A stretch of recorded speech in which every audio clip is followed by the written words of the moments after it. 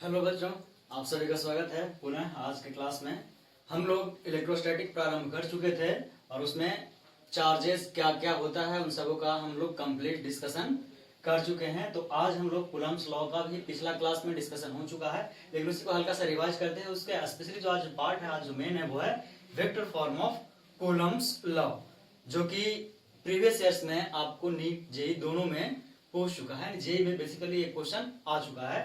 तो एक बार पुनः हल्का सा क्या करते हैं कि डिस्कशन कर लेते हैं कि कूलम्ब्स लॉ होता क्या है। और ये जो लॉ था इनका, पहली बार जो इन्होंने दो चार्जेस का इंटरेक्शन पढ़ा, ठीक है, दो चार्जेस के बीच क्या कैसे इंटरेक्शन करता है दो चार्ज आपस में, उसके बारे में पढ़ा। और ये जो स्टडी किया पॉइंट चार्जेस के बारे में, ठीक है, क्योंकि चार्जेस को क्या माना कि एक छोटा छोटा क्या है, पॉइंट्स है। उस अनुसार इन्होंने इसका सबसे पहले कूलम्ब साहब ने इसका डिस्कशन किया, यानी कि स्टडी किया, डिस्कशन नहीं सॉरी, स्टडी किया और उन्होंने कुछ लॉ दिया, उसी नाम को हम कह जाते हैं कूलम्ब्स लॉ। तो किसके लिए है? पॉइंट चार्जेस के लिए हमारा क्या है, इनका लॉ है। यानी छोटे छोटे, ऐसा नहीं है कि अगर ये कोई एक बड़ा बॉल भी रहे तो उसका चार्ज भी छोटा छोटा चार्ज ही होता है, लेकिन बस पॉइंट चार्ज हम लोग कहते आए हैं बस इसी में, ठीक है। तो Q1 Q2 दो पॉइंट चार्ज है, इन दोनों के बीच का डिस्टेंस R है। चार्ज 1 पे चार्ज 2 के द्वारा, ठीक है, F1 फोर्स 1, यानी कि फोर्स जो लगेगा चार्ज 1 पे किसके कारण, 2 पे, वो F12 लगेगा। और ये चार्ज 2 पे चार्ज 1 के कारण जो लगेगा वो F21 लगेगा, ठीक है। और ये जो सबसे बड़ा पॉइंट यहाँ ये है कि जो चार्ज पे जो फोर्स लगेगा वो along the line joining which passes through centre, यानी जो लाइन ये ज्वाइन कर रहा है उसी के अलोंग लगेगा। और ये क्या लगेगा, जो सेंटर से पास कर रहा है उसी पे। कोई लाइन यहां से पास कर रहा हो उस पे नहीं, कोई लाइन यहां से पास कर रहे हो उस पे नहीं, जो सेंटर से जो लाइन पास कर रहा हो ये फोर्स उसी सेंटर ऑफ लाइन पे क्या करेगा, अलोंग, उसी के अलोंग क्या रहेगा, एक्ट करेगा। ये एक इंपॉर्टेंट पॉइंट है जो हमें क्या करना है, रिमेंबर करना है। तो आइए सीधा उन्होंने आखिर कहा क्या था। तो सबसे पहला उनका लॉ जो स्टेटमेंट 1 जो था कि जो फोर्स होगा इन दोनों पॉइंट चार्जेस के बीच, जो फोर्स होगा वो क्या होगा, डायरेक्टली प्रोपोर्शनल होगा प्रोडक्ट ऑफ चार्जेस के। प्रोडक्ट ऑफ चार्जेस के क्या होगा, डायरेक्टली प्रोपोर्शनल होगा। उन्होंने ये पहला लॉ कहा। और दूसरा कहा कि क्या जो ये फोर्स होगा वो इनवर्सली प्रोपोर्शनल होगा square of the distance between them. इन दोनों के जो बीच का अगर आर डिस्टेंस मानते हैं तो उसके डिस्टेंस के स्क्वायर के इनवर्सली प्रोपोर्शनल होगा। ये था इनका स्टेटमेंट। ये अच्छे से पिछले क्लास में बता चुके हैं, ठीक है, रिवाइज कर दे रहे हैं सिर्फ। तो क्या हो जाएगा, F इज directly proportional to Q1 Q2 by R square. ये था इनका लॉ, ठीक है। हम यूनिवर्सली फोर्स को F मान रहे हैं और यहां जो फोर्स होगा वो क्या होगा, F12, ये वेक्टर होगा सारा का सारा, जो कि फोर्स वेक्टर होता है। F12 is equal to F21 होगा, लेकिन दोनों का क्या है, डायरेक्शन अलग है। तो इस तरीके से भी माइनस में भी हम लोग लिख सकते हैं। लेकिन अगर इसी को अगर मॉड में व्यक्त किया जाए, ठीक है, तो क्या होगा, बेटर अंडरस्टैंडिंग होगा और कोई भी प्लस माइनस का साइन यहां नहीं देना है। तो यही इसी को फिर क्या मान लिए हैं, F, ठीक है, इसी को माने हैं F। ये क्लियर है, ठीक है। तो हम लोग जानते आ रहे हैं कि जब कोई प्रोपोर्शनल हो, पढ़ते आ रहे हैं न्यूटन्स लॉ से ही, ग्रेविटेशनल लॉ से ही, कि ये प्रोपोर्शनलिटी कांस्टेंट जब हटता है तो कोई ना कोई कांस्टेंट आता है। तो यहां भी इस प्रोपोर्शनलिटी कांस्टेंट को हटाएंगे तो आखिर फाइनली जो हमारा इसका एक्सप्रेशन आएगा कूलम्ब साहब का, वो आएगा F बराबर K Q1 Q2 by R square, ठीक है, K Q1 Q2 by R square. यहां तक कोई दिक्कत नहीं, सिर्फ प्रोपोर्शनल साइन हटा करके कांस्टेंट तो लाना ही है। और ये जो कांस्टेंट है इसका वैल्यू होता है 9.9 इंटू 10 टू द पावर 9। अब इसका यूनिट क्या होगा, तो फोर्स का यूनिट क्या होता है, न्यूटन, और मीटर में तो न्यूटन मीटर स्क्वायर, और Q1 Q2 के तो कांस्टेंट है पर कूलम्ब स्क्वायर, ये होता है इसका वैल्यू। और ये जो होता है, ठीक है, इसको और लिखते हैं 1/4 एप्सिलॉन के बराबर होता है। 1/4 एप्सिलॉन के बराबर होता है। इसको बताइएगा आप लोग, क्या होता है? 1/4 एप्सिलॉन के बराबर होता है। और इस एप्सिलॉन को हम लोग बोलते हैं permittivity of the medium. Permittivity of medium. इसका मतलब क्या हुआ? इसका मतलब ये हुआ कि जो हमारा के है वो क्या होगा? मीडियम डिपेंडेंट होगा। यानी, और ये जो हम आपको वैल्यूम बताए हैं एयर में या वैक्यूम में। हम लोग वैक्यूम और एयर में जनरली क्या करते हैं कि इक्वल मान लेते हैं, कहते हैं ना। तो ये था कूलम्ब साहब का क्या? फोर्स का एक्सप्रेशन, ए बराबर K1 Q2 by R square. और क्या है? पॉइंट चार्जेस के बीच का कंसिडरेशन है। यहां तक क्लियर है? एप्सिलॉन परमिटिविटी मीडियम कहा, इस कारण से जो कांस्टेंट के होगा वो मीडियम डिपेंडेंट होगा। ये क्लियर हुआ? क्लियर है? ठीक है। तो यहां तक कोई दिक्कत किसी को? कोई दिक्कत नहीं है, होना भी नहीं चाहिए। बस यही इनका क्या था? लॉ था। आप स्टेटमेंट लिखना चाहें तो पहला स्टेटमेंट हम बोल दे रहे हैं, ये होगा कि according to Coulomb's law the force between 2 point charges will be directly proportional to their product of charges, and second point inversely proportional to the square of the distance between point charges। ये होगा इनका statement. यहां तक किसी को कोई दिक्कत तो बोलिएगा, नहीं तो आगे बढ़ते हैं। तो ठीक है, यहां तक किसी उनको कोई दिक्कत नहीं था। तो अब आते हैं, अगर देखिए क्या था, फोर्स जो है वो इनवर्सली प्रोपोर्शनल किसके है? डिस्टेंस बिटवीन देम के, वो भी स्क्वायर के। तो अगर इसका ग्राफ प्लॉट करें, ठीक है, किसका? इसका, स्पेशली अगर इसका हम लोग ग्राफ प्लॉट करें तो इसका ग्राफ कुछ इस तरह से आएगा। अगर फोर्स को हम y कोऑर्डिनेट में रखते हैं और डिस्टेंस को, या सेपरेशन भी बोल सकते हैं, इसको रखते हैं x कोऑर्डिनेट में, तो इनका तो क्या है? एकदम रैपिडली डिक्रीज करेगा क्या आपका ये ग्राफ। क्योंकि जैसे जैसे r बढ़ेगा, क्या है, यहाँ पे 0 0 होता है, ओरिजिन होता है। r का वैल्यू जैसे जैसे बढ़ेगा फोर्स हमारा क्या होगा? धीरे धीरे नहीं बल्कि रैपिडली घटेगा। क्यों? क्योंकि डिस्टेंस के स्क्वायर के इनवर्सली प्रोपोर्शनल है। तो इस पे सिंपल सा क्वेश्चन बनता है, ठीक है, अगर फास्ट हो रहा हो तो बोलिएगा। सिंपल सा क्वेश्चन बनता है कि जैसे कि if the distance between charges is doubled, क्या कर रहे हैं? Distance between charges is doubled, then F बराबर व्हाट, यानी फोर्स क्या होगा। ये क्वेश्चन इस तरह से आपको 12th में मिलेगा और मिलता भी है, ठीक है, पूछा हुआ इस तरह क्वेश्चन है। तो अगर पहले फोर्स F था, ठीक है, तो ये क्या होगा? Inversely proportional to 1 R square होता है। तो पहला केस में अगर F1 मानते हैं इसको तो ये होगा। अब क्या है कि जो F2 होगा, क्या कहा है? डिस्टेंस को डबल कर देना है। तो प्रोपोर्शनलिटी साइन रहने देते हैं, सिर्फ समझाने के लिए प्रोपोर्शनल साइन रहने देते हैं, ठीक है। तो क्या हो जाएगा? 2R का स्क्वायर, यानी ये कितना हो जाएगा? 1/4R square. तो देखिए F2 क्या हो गया? 1/4R स्क्वायर, और 1/4 और 1/R स्क्वायर क्या है? F1। ये हुआ रिलेशन। F2 क्या हो जाएगा? पहले जो फोर्स लग रहा था उससे 4 गुना कम हो जाएगा। जब हम क्या करेंगे?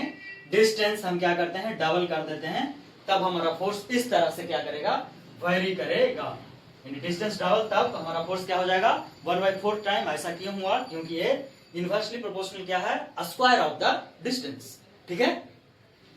क्लियर? यहां तक इसमें कोई दिक्कत इस क्वेश्चन में? और इस तरह का क्वेश्चन आपको पूछा गया है, इसका आप सिंपली स्क्रीनशॉट ले सकते हैं और जो समझ गए होंगे वो आराम से इसको बना सकते हैं, ठीक है। आगे बढ़ते हैं अब आप लोगों के लिए, ठीक है।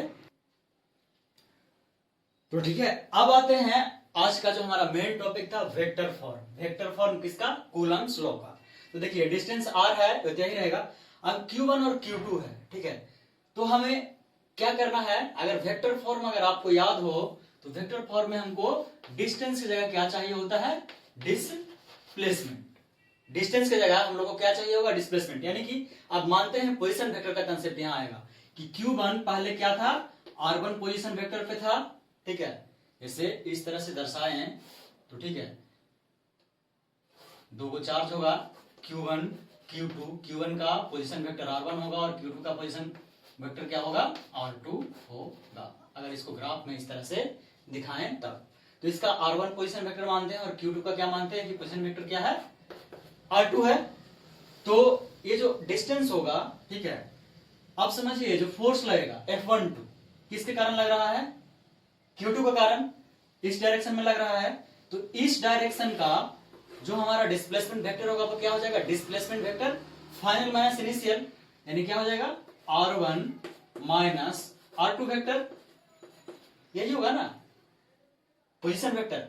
कहां से, जब फोर्स F12 के लिए, जब किसके कारण, चार्ज 2 के कारण, Q2 के कारण लगा रहा है जो Q1, फाइनल माइनस इनिशियल करेंगे R1 माइनस R2। अब यहां क्या होगा, फोर्स F21 इस डायरेक्शन में होगा, ठीक है, और ये अब एक पोजीशन वेक्टर आपका इधर आएगा, तो ये पोजीशन वेक्टर क्या होगा फाइनल माइनस इनिशियल, यानी ये होगा R2 माइनस R1, दोनों के ऊपर वेक्टर लगा है, तो ये होगा हमारा पोजीशन वेक्टर, ठीक है। अब ये किस में कन्वर्ट हो जाएगा, ये सब क्या है, सारा का सारा क्या है, अब ये डिस्प्लेसमेंट वेक्टर में कन्वर्ट हो जाएगा, यानी Q2 Q1 पे कितना चार्ज लगा रहा है उसके लिए डिस्प्लेसमेंट वेक्टर हमारा इस डायरेक्शन में R1 माइनस R2 और इस डायरेक्शन में R2 माइनस R1। यही समझना है हमें, ये समझ में आया, ये समझ में, ये बहुत ही जरूरी है समझना, क्योंकि ये समझ गए तब आराम से आप डिपिक्ट कर पाएंगे कूलम्ब्स लॉ को वेक्टर फॉर्म में। क्या किए हैं कि माने हैं कि ऑब्जेक्ट यानी पॉइंट चार्ज यहाँ Q1 R1 पोजीशन वेक्टर पे है और ये R2 पोजीशन वेक्टर पे है, तो अगर इनिशियल से फाइनल का डिस्प्लेसमेंट वेक्टर निकालेंगे तो ठीक है, किसके लिए, पहले हम निकाल रहे हैं Q1 के लिए, तो Q1 पे फोर्स कौन लगा रहा है Q2 इस डायरेक्शन में, ठीक है, तो उसके लिए जो पोजीशन वेक्टर होगा क्या होगा, डिस्प्लेसमेंट वेक्टर क्या हो जाएगा उसके लिए फाइनल R1 हो जाएगा, और ये होगा ना, क्लियर है ये, तो R1 माइनस R2 इस डायरेक्शन में और R2 माइनस R1 इस डायरेक्शन में। यहां तक किसी को कोई दिक्कत है, ये बहुत ही इंपॉर्टेंट पॉइंट है यहां के लिए, तो ठीक है। अब क्या हो जाएगा देखिए R1 माइनस R2, अब यहां पे हम लिख रहे हैं कि ये है, अब इसको मोड में, इसको भी मोड में व्यक्त करते हैं, मोड R क्या हो जाएगा R1 माइनस R2 के वेक्टर के मोड के बराबर होगा ना, होगा, क्योंकि क्या है जितना डिस्टेंस यहां से यहां है वो डिस्प्लेसमेंट वेक्टर है, तो ये भी आखिर क्या है इन दोनों के बीच का है, तो डिस्प्लेसमेंट एक बताएगा, और यही क्या होगा equal to R2 minus R1 vector, ठीक है। कहेंगे सर बहुत फास्ट चल रही है, लेकिन एकदम आसान है, आपको वेक्टर अगर कंसेप्ट याद हो तो एकदम क्लियरली इसको समझ जाइएगा, ठीक है, कोई दिक्कत। तो देखिए ये हो गया आपका। अब आइए कूलम्ब के लॉ पे, तो कूलम्ब का लॉ क्या था, F बराबर K Q1 Q2 by R square. अब इसी R को हमको मोड में लेके चलना है, ठीक है, तो अब क्या यहां लिखेंगे मोड R स्क्वायर, और हमको क्या लेना है वेक्टर फॉर्म में। तो याद हो किसी भी फोर्स को, अगर एक फोर्स क्या है F12 लिख रहे हैं, ठीक है, अगर फोर्स को हमको वेक्टर फॉर्म में क्या करना है, डिफाइन करना है, तो हमको एक और कंसेप्ट याद करना होगा, क्या, यूनिट वेक्टर। अगर उसका हमको क्या करना है, किसी स्केलर को, अभी हालांकि फोर्स का भी स्केलर है ना, इसे बोलने का बोल रहे हैं, उसको हमको वेक्टर में लाना है, तो हमको क्या करना पड़ेगा, यूनिट वेक्टर का कंसिडरेशन करना पड़ेगा, ठीक है, क्लियर है। तो क्या हो जाएगा यहाँ पे यूनिट वेक्टर F12 के लिए, F12 के लिए यूनिट वेक्टर क्या हो जाएगा यहाँ, ठीक है, R1 माइनस R2 वेक्टर, ये हो गया। ऐसे सीधा सीधे क्या लिखते हैं इस तरीके से, अगर याद हो तो आपको A को यूनिट वेक्टर को हम इस तरीके से लिखते थे, वेक्टर में याद है ना, यूनिट वेक्टर को हम लोग इस तरह से क्या करते हैं, रिप्रेजेंट करते हैं। बताइए याद है या नहीं है, नहीं याद है तो बोलिएगा। तो ठीक है, इस तरह यूनिट वेक्टर में हमको कन्वर्ट करना पड़ेगा, तो R1 माइनस R2 का यूनिट वेक्टर। और अगर याद हो तो इस यूनिट वेक्टर का अगर हम क्या निकालते थे, मैग्नीट्यूड, ठीक है, उसको अगर हम वेक्टर के फॉर्म में उसका मोड निकालते थे, ठीक है, तो क्या करते थे, ऊपर वही वेक्टर रहेगा और नीचे उसका मैग्नीट्यूड, याद है ना। तो यही हमको अब यहां करना है। तो F12 क्या हो जाएगा, F12 is equal to K Q1 Q2। अब ये R है, ये R भी तो इसी के बराबर है, R1 माइनस R2 के बराबर है, क्योंकि डिस्प्लेसमेंट वो भी है, तो वेक्टर के फॉर्म में भी क्या हो जाएगा यहाँ पे R1 माइनस R2 का मोड स्क्वायर इंटू, अब इसका हम क्या निकालना है इसको, अब इस यूनिट वेक्टर को रिप्रेजेंट करना है इसके मैग्नीट्यूड के फॉर्म में, तो क्या हो जाएगा वही ऊपर क्या रह जाएगा R1 माइनस R2 वेक्टर, और नीचे क्या आ जाएगा उसका मैग्नीट्यूड पूरे का, तो यानी mod of R1 minus R2, ये मोड है, ठीक है। तो ये हुआ आपका फाइनल इक्वेशन, और ये क्वेश्चन आपको सॉरी ऊपर चला गया,